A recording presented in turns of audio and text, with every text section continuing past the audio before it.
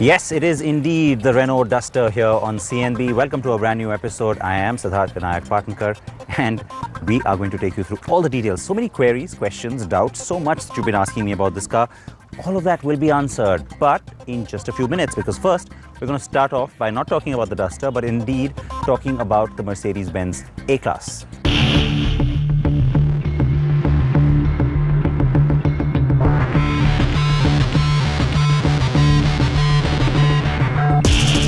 The newest car from Mercedes-Benz is not the kind you typically associate with the brand, at least not from an Indian mindset perspective anyway.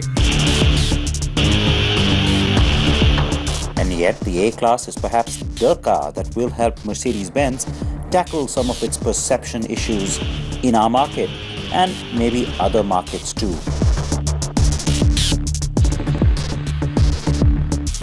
I flew into the Slovene capital of Ljubljana and drove to the coastal town of Portorož to test this new car. Now, for the past few years, people are seeing Mercedes-Benz as a bit of a stodgy old brand that isn't young, not vibrant, and not sexy. While still being upmarket, classy, and very good on technology. But this car is all of those things. I mean, just look at it. The new A-Class is the third generation of this compact car line from the Stuttgart-based company, and it breaks every mold in the Mercedes-Benz world. It's radical and aggressive. It's bold and dynamic.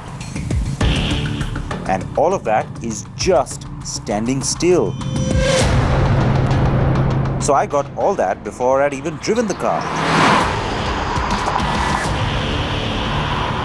Now, globally, there's been an urgency at Mercedes-Benz to change its image.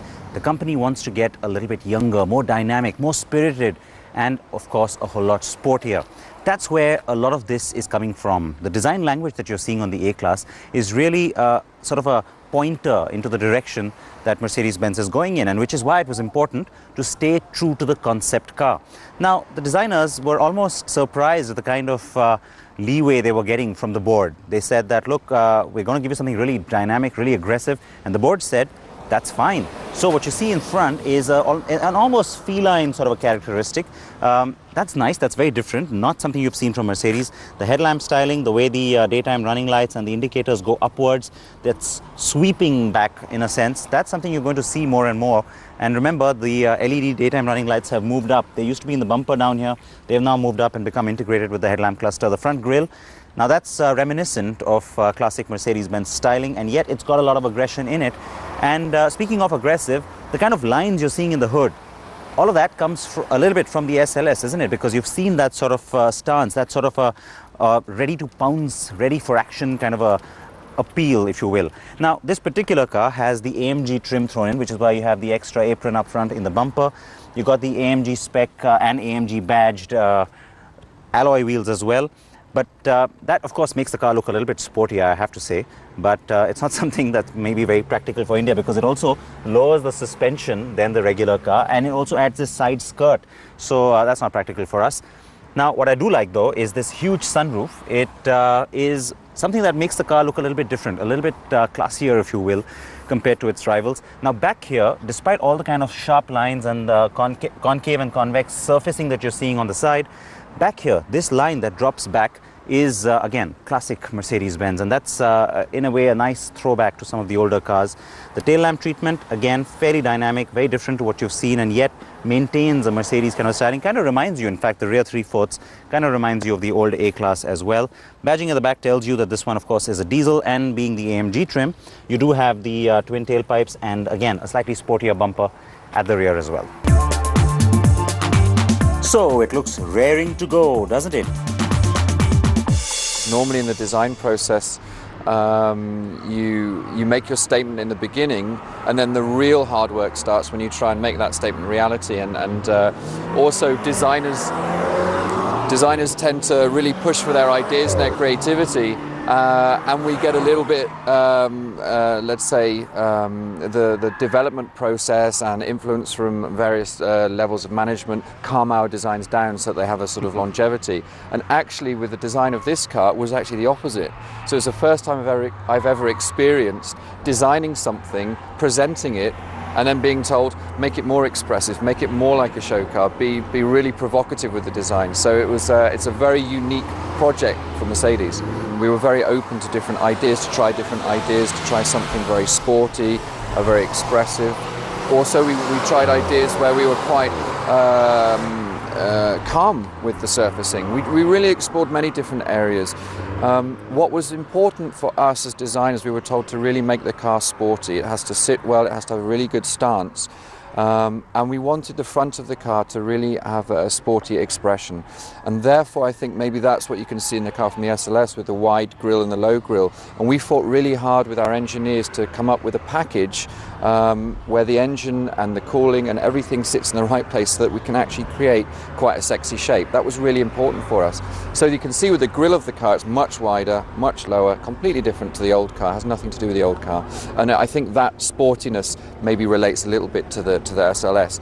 And of course, in our top models, we have the grille with the pins, we have the jewellery in the grille. So we really have created a new face for the car. It doesn't need a lot to make something nice if you've got good proportions. Having said that, with this car,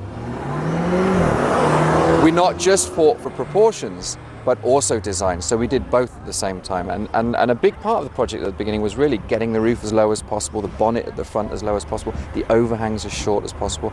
And so, yeah, that basically it has very strong proportions. And my favourite bit of the car is actually, it has to do with that. It's a little bit the stance. When you see the car from rear three-quarter, it's the way the shoulder and the greenhouse have got this offset. So you've got this kind of small greenhouse, small rear window, and then this section coming out of the shoulder. And that sort of corner is for me, let's say a highlight of the car for me. Well, I started off my A-Class experience in an A200 CDI, which is likely to be one of the mainstays of the range in terms of expected sales, especially in Europe.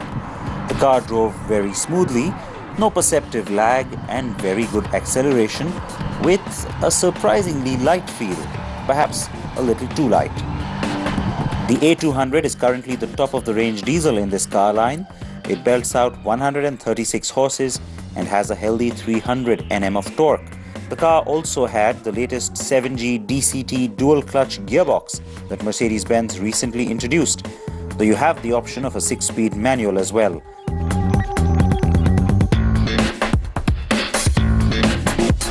The same 1.8-litre engine block is also available in the A180 CDI with a lower 109 bhp output.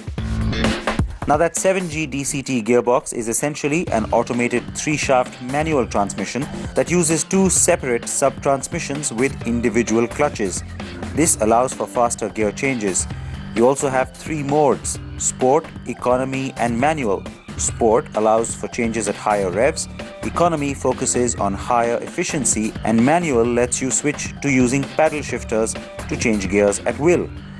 The A-Class also has an Eco mode, which is a start-stop system that helps save fuel when the car comes to a standstill in traffic.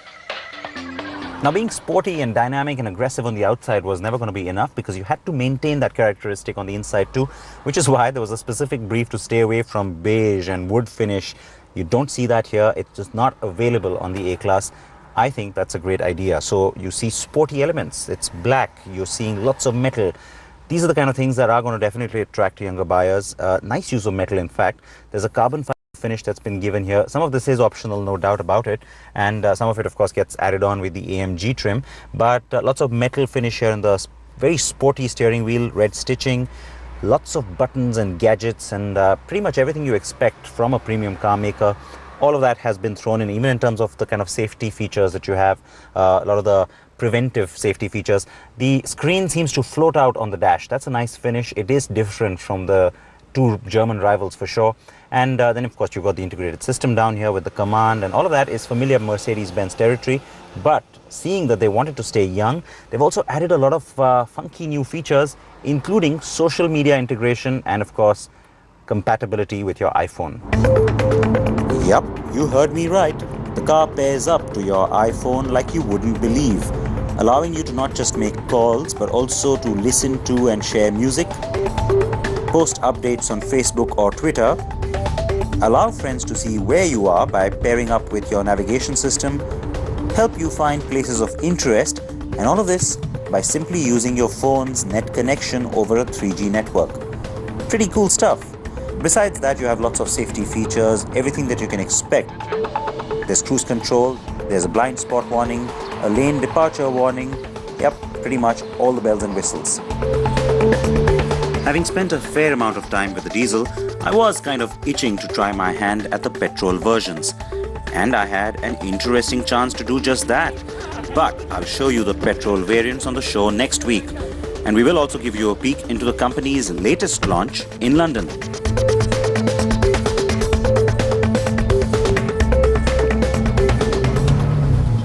So what do you make of the A-Class? There's lots really riding on that car for Mercedes-Benz globally. In India, it will perhaps make just a small mark initially, but I'm pretty excited that finally we're going to get really premium even in the compact space. So react to that. You know how to do it.